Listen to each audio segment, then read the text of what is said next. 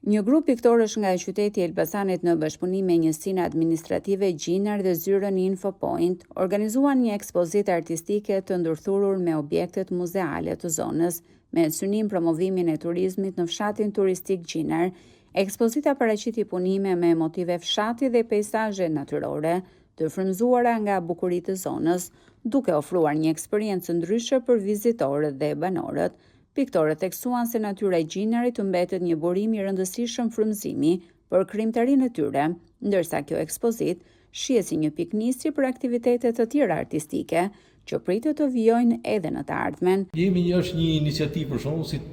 punë mini kolonie, mund të them, nga artistë të vjetër, të ri,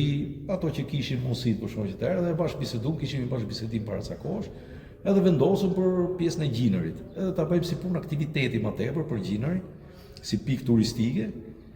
e plus që pasurohet edhe turistët vinë, kanë çat shohin çat ashtu, po edhe neve dolëm mbanëm ca peizazhe kështu në natyrë. Gjitha punët janë live, me skica, me çdo njeri sipas asaj pjesës vet për shkak.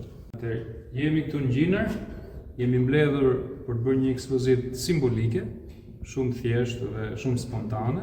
Qëllimi i kësaj ekspozite ishte që të mblidheshim pak a shumë grupi i artistëve piktorëve të Elbasanit, të angazhoheshin, bëheshim aktiv, në një farë mënyrë të frymëzojmë njëri tjetrin dhe gjithë puna